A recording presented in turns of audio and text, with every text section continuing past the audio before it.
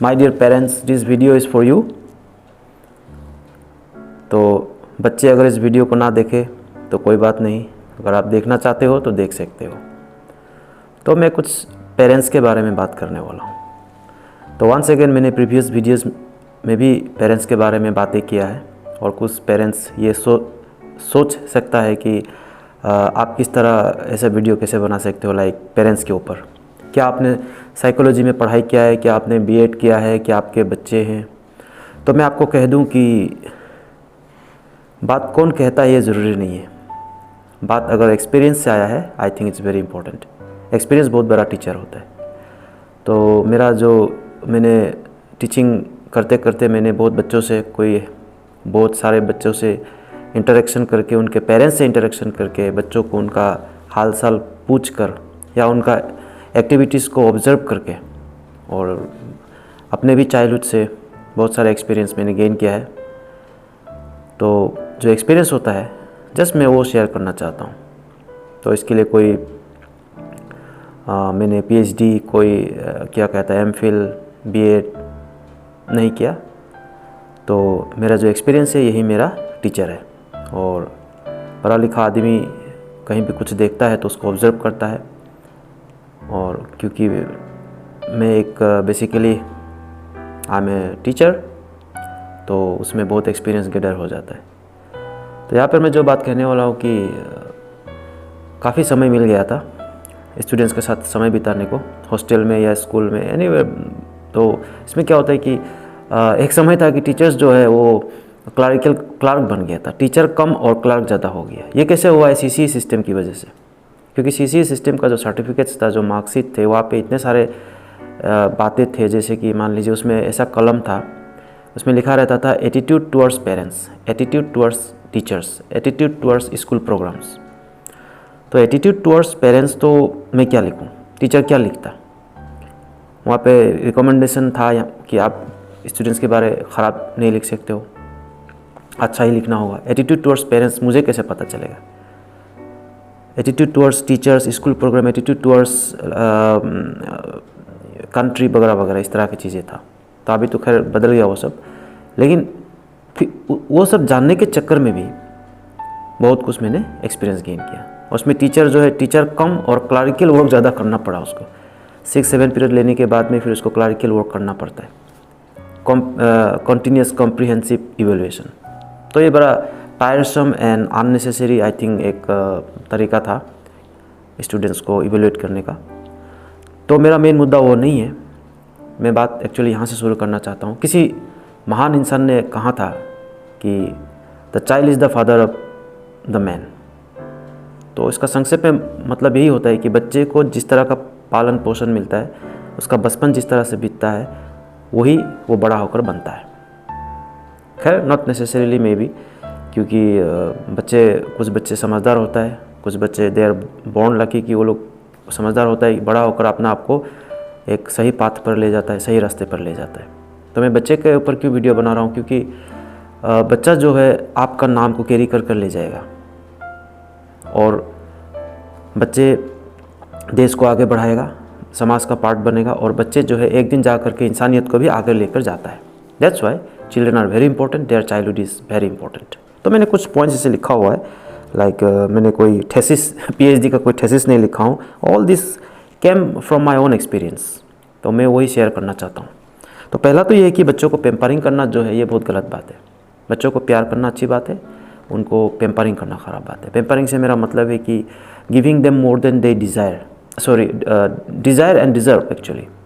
Sometimes they don't desire, they don't need it, but we give them with love, out of love, and sometimes we give them more than they deserve। तो हमको पेम्परिंग नहीं करना चाहिए। घर में होता है ना एक बिल्ली, जिसको आप ज़्यादा पेम्पर कर देता है तो किस तरह का होता है आपको पता होगा, वो घर का बिल्ली या कुत्ता। तो बच्चा को ज़्यादा पेम्परिंग करने से क्या होता है कि वो एक्चुअली स्ट्रॉन्ग कैरेक्टर नहीं बनता है, वीक होता है। वो जब हॉस्टल में अकेला रहने जाएगा या कहीं भी जाएगा तो उसको बुली होगा, वो उस चीज़ का सामना नहीं कर पाएगा वाइजली, या स्ट्रीट स्मार्ट को भी वो खो देगा। स्ट्रीट स्मार्ट मतलब डे टू डे लाइफ में जिस तरह से आदमी को एक स्मार्ट होना चाहिए। When you are out of your campus, you are out of your family, और out of when you are in the street actually.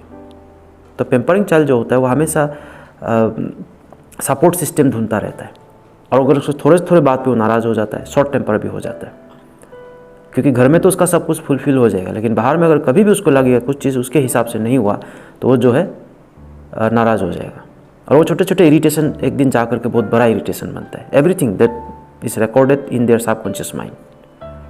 तो मैं इसमें ज़्यादा नहीं कहूँगा, एक पेम्परिंग बहुत ही बुरा चीज़ है। उनको कभी कभी डांट भी लेना चाहिए। मैंने गाली देने को नहीं कहा, गाली और डांट अलग चीज़ होता है। डांटना अच्छी बात है। किसी किताब में लिखा भी है कि जिस माँ बाप का बच्चे के ऊपर कंट्रोल नहीं है, और जिस टीचर्स का अपने शिष्य के ऊपर, अपने स्टूडेंट्स के ऊपर कंट्रोल नहीं है, तो आई थिंक कि वो अपना काम सही ढंग से नहीं कर रहा है।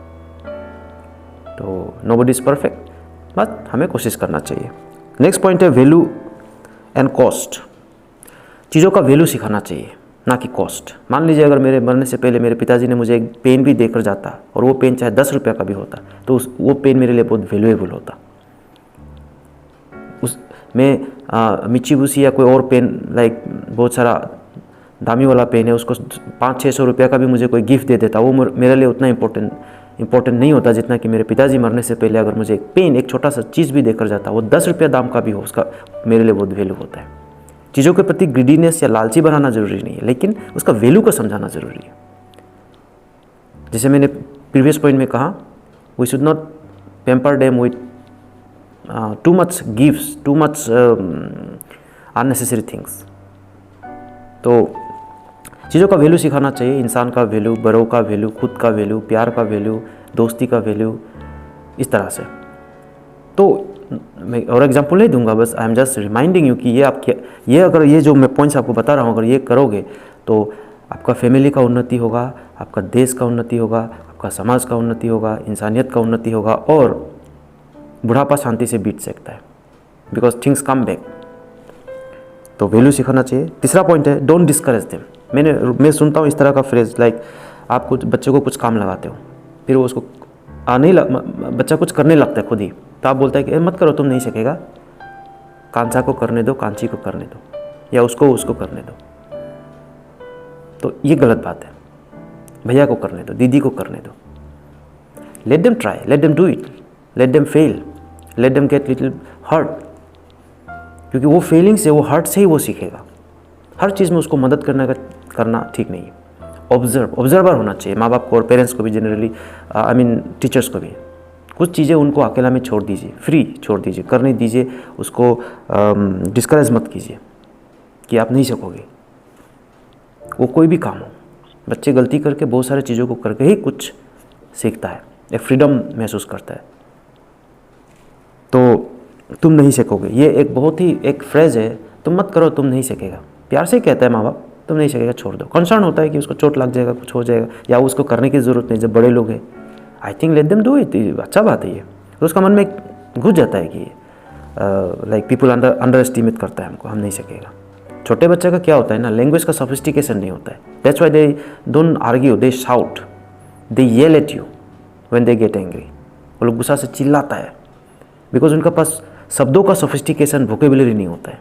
और हम लोग बड़े लोग जो होते हैं उसका एडवांटेज उठा के उसको बहुत समझाने का कोशिश करता है, और बहुत ही उसको शब्दों का प्रयोग करता है उसके ऊपर।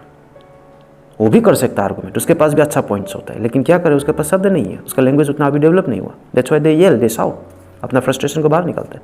आप जब भी बोलते हो उसको नहीं सीखेगा, ये एक I think it's a very subconscious mind में ये बहुत हार्ट करता है। एंड यू मे आस्क कि आपको कैसे पता है, because I was a child like you. And then listening एक थेरापी है, उनको सुनना, उनकी छोटी छोटी बातों को भी, आपको इंटरेस्टिंग ना भी लगे तो सुन लीजिए। वैसे मुझे तो बच्चों की बातें बड़ा इंटरेस्टिंग लगता है, सुन लेना चाहिए। समटाइम्स लाइक मुझे एक दिन एक बच्चे ने पूछा था, बहुत छोटे बच्चे, उनको मैं पढ़ाता भी नहीं था, कभी कभार मिल जाता था, तो पूछा मुझे कि आप टाइम पास क्या करता है। और एक दिन मुझे पूछा लाइक क्या आपने ये मूवी देखा, कार्टून देखा। रिसेंटली मुझे पूछा कार्टून देखा क्या, कार्टून था एक देखा। मैंने बोला नहीं मैंने नहीं देखा। तो आपने कोई कार्टून देखा? मैंने बोला मैंने देखा है, आईसीएस देखा, इस तरह के। उनके बातों में भी दिलचस्पी लेता हूँ, इंटरेस्ट लेता हूँ।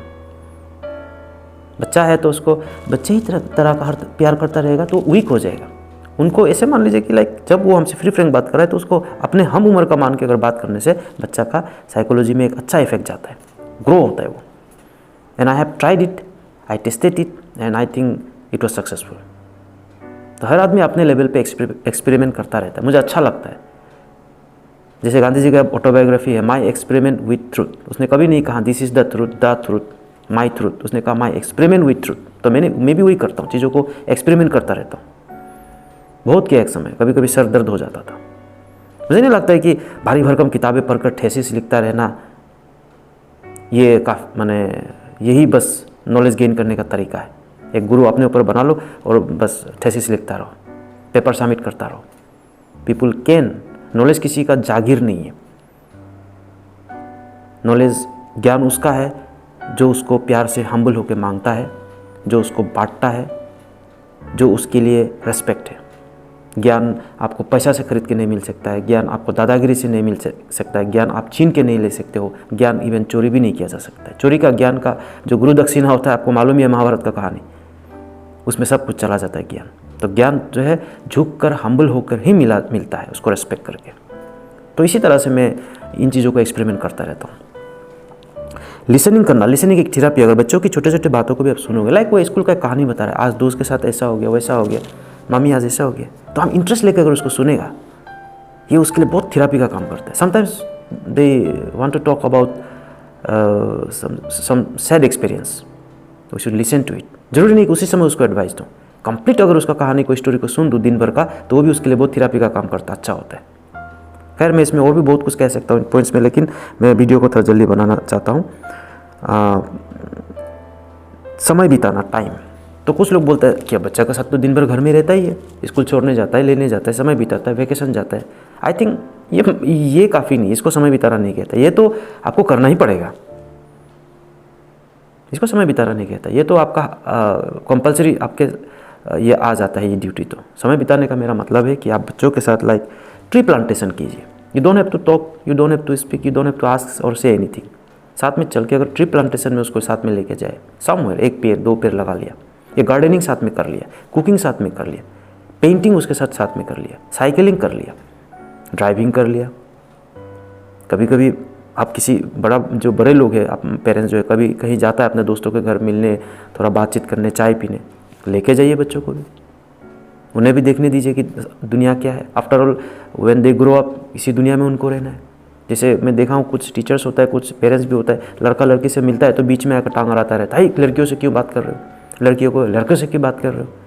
अरे लड़का लड़की को जानेगा ही नहीं, लड़की लड़का को जानेगा ही नहीं, physically, mentally, in what ever हुई। फिजिकली का मतलब आप वो मत सोचिए, जिनके साथ उनको रहना है ज़िंदगी भर, उस लड़की को एक लड़का के साथ, लड़का को लड़की के साथ, उनके बारे में एटलीस्ट उसका जो एक बेसिक चीज़ होता है लड़का का बारे या लड़की का बारे, उनको जानना ज़रूरी है। हम लोग हमेशा उनका हेल्प के लिए नहीं रहेगा। तो इसलिए गुड पेरेंटिंग आई थिंक, तो मैं एज ए सेकेंड पेरेंट्स कह रहा हूँ, तो समय बिताने का आप उनके साथ लाइक स्विमिंग, आउटडोर एक्टिविटीज़ करके समय बिता सकते हो। समय बिताने का मतलब टीवी रूम में दोनों बैठ के रिमोट पकड़ के टीवी देखना, या लूडो खेलना, या लाइक वेकेशन साथ में चला गया, आई थिंक वो ज़रूरी नहीं है। कंपैरिजन, इसके ऊपर तो मैं आगे भी कह चुका हूँ, कंपैरिजन इज़ ए पॉइजन। तो मैं इसमें ज़्यादा नहीं कहूँगा, आप मेरे प्रीवियस वीडियोस देख सकते हो, सेकेंड पेरेंट्स टाइटल है। तो कंपैरिजन बहुत ही घातक चीज़ है, ये आत्मा में हर्ट करता है। बच्चा आपका है, आपका ही रहेगा। डॉक्टर इंजीनियर बनके को पैदा नहीं होता है बच्चा, आपका डीएनए आपको आगे बढ़ाता है, आपका जीन को आगे बढ़ाता है, आपका नाम को आगे बढ़ाता है। तो उसका ऊपर इतना बर्डन मत डालिए कि ये बनना ही है, वो बनना ही है, ये करना ही है। जो बनेगा बनेगा। उनके ऊपर कुछ बनने का जो डे 1 से, एक नर्सरी में बच्चा जाते ही डे 1 से पास फेल का उसके ऊपर में ऑब्जर्वेशन शुरू हो जाता है, पास फेल पास फेल। और उसको इवन 10 फेल हो गया तो वो एक नाम से जाना जाता है ज़िंदगी भर, 10 fail 12 pass. That's not his entire character. और पढ़ाई लिखाई मुझे नहीं लगता है कि किसी को ज्ञानी बनाता है, किसी को वाइज बनाता है। मे बी इंटेलिजेंट बनाता है, एजुकेटेड बनाता है, नौकरी देता है, बट वो आदमी का कैरेक्टर का एक पार्ट है। हम लोगों ने उनको उतना अवेलेबल सिचुएशन या उस तरह का एक एनवायरनमेंट दिया नहीं है, या हमारे यहाँ पर वो इतना पॉसिबल नहीं है अभी। फिर भी अपने स्तर पे हम लोग कर सकते हैं। आप उसको कैसे जज कर सकते हो? लाइक किसी ने कहा है कि अगर एक मछली को बोलोगे पैर चढ़ के दिखाओ, और एक बंदर को बोलोगे पानी के अंदर तैर के दिखाओ, चींटी को बोलेगा उड़ के दिखाओ, तो ये गलत टेस्टिंग है। Not everybody learns in the same way, और नॉट एवरीबॉडी कैन बी जज माने कि एक ही क्राइटेरिया में। सबका अपना अपना टैलेंट्स, अपना अपना abilities, likes, dislikes, interest, personalities होता है, तो हमें उनको रेस्पेक्ट करना चाहिए उस चीज़। तो कंपैरिजन एक ख़राब चीज़ है, उसके ऊपर मैं और ज़्यादा कुछ नहीं कहूँगा। माने कि अगर पेरेंट्स को भी कंपेयर करने लगे, देखें माँ वो उसका माँ ऐसा है, उसका पिताजी ऐसा है, तो यू कैन अंडरस्टैंड कि आपका दिल में क्या लगेगा। कंपैरिजन अभी भी मुझे अच्छा नहीं लगता अगर कोई कंपेयर करे, वो दोस्त से, इससे, उससे। ट्रीटिंग स्मॉल, बच्चों को हमेशा बच्चा बच्चा बच्चा बच्चा, बड़ा होकर तुम समझ जाएगा, इसके ऊपर भी मैं कह चुका हूँ, ये भी ठीक नहीं है। जैसे मैंने पहले भी कहा इस पॉइंट्स में कि आप बच्चों को ऐसा ट्रीट कीजिए कि like they are grown up. हाँ, उनको प्यार करिए, ऑब्वियसली, लाइक 6 महीना का बच्चा है, बड़ा प्यारा होता है, तो उसको हर कोई प्यार करता है। और जैसे बच्चा बड़ा होता है, थोड़ा बोलने लगता है, थोड़ा समझने लगता है, तो you have to be careful. हर समय उसको बच्चा बच्चा ही नहीं सकेगा। जैसे मुझे एक कहानी याद आ रहा है, लाइक एक प्रिंसिपल ने एक बच्चे से पूछा, बताओ तुम्हारा नाम क्या? उसने कहा डोंट। तो बोला डोंट? डोंट? हाँ, बोला डोंट मेरा नाम है, क्योंकि मैं जब कुछ करता हूँ, पिताजी बोलता है डोंट, माँ बोलता है डोंट, अंकल बोलता है डोंट, कोई भी मुझे देखता है डोंट। तो एक बंधन के अंदर बच्चा को बड़ा करना चाहता है, सोचता है कि उसको हम रेस्ट्रिक्ट करेगा तो वो ठीक होगा। और कोई बहुत ढीला छोड़ देता है पेम्पर करके। जैसे गिटार का तार है, अगर उसको आप ज़्यादा टाइट करोगे तो टूट जाएगा, और ज़्यादा लूज़ करोगे तो उसका साउंड ठीक नहीं होगा। उसको एक जगह मिलाना पड़ता है और फिर आप बजाते हो तो म्यूज़िक सुंदर निकलता है। So life up and down है, तो आप कहाँ कितना रेस्ट्रिक्ट करना है, कहाँ कितना उसको फ्रीडम देना है, you know it actually. But वही होता है कि हम लोग के पास समय नहीं, जैसे मेरे प्रीवियस पॉइंट में, वी डोंट हैव टाइम। मैंने एक बार देखा था, टाइम की बात पे फिर से आता हूँ, ये मेरा जो पॉइंट नंबर 5 था और मैं अभी पॉइंट नंबर 7 पे पहुँच चुका हूँ।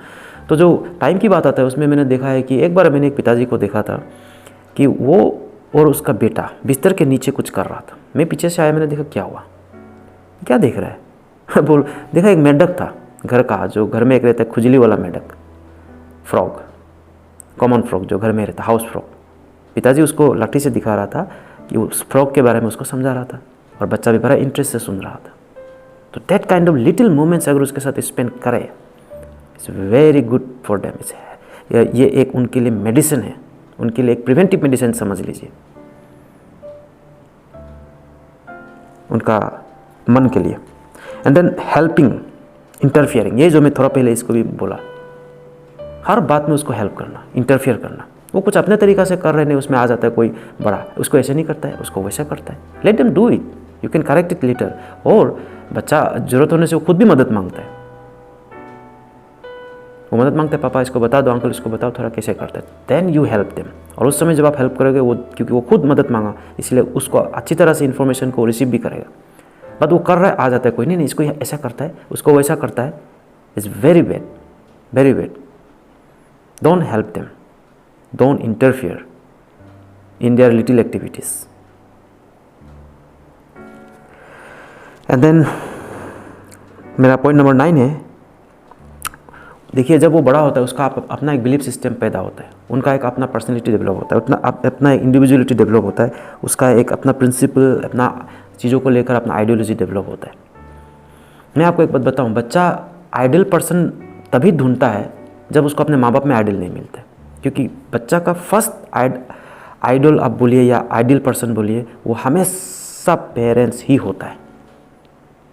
और जब उनमें कुछ उनको नहीं मिलता है वहाँ पर, तब वो film stars, rock stars, rap stars, sports stars, celebrities में अपना आइडल ढूंढता है। मैंने बहुत कम बच्चा को देखा है कि वो गांधी जी पे या सरदार भगत सिंह पर या चंद्रशेखर आज़ाद पर, वल्लभ भाई पटेल पर, जवाहरलाल नेहरू पर या अब्राहम लिंकन पर या मार्टिन लूथर किंग पर अपना आइडियोलॉजी ढूंढा हो, अपना आइडियल पर्सन ढूंढा हो। ज़्यादातर बच्चे क्या होता है कि जो चीज़ चमकता है, जो चीज़ बिकता है, जो चीज़ का कॉस्ट है बट वैल्यू ज़्यादा नहीं है, उस चीज़ पे ज़्यादा बच्चा अपना आइडियल बनाता है। आप मेरा पॉइंट को समझ रहा होगा। तो उनका जो एक पर्सनैलिटी डेवलप होता है, उसको प्यार से करेक्शन करना है और रेस्पेक्ट भी करना है, बिकॉज वो भी एक समय जान जाएगा कि ये फेक पर्सनैलिटी है, जान जाता है बच्चा, एंड देन चेंज। आप अभी कोई बच्चा क्लास 10 में ऐसा था, आप वो 12 में भी आप उसको उसी बात को लेके, वो तुम ऐसा था, तुम वैसा है।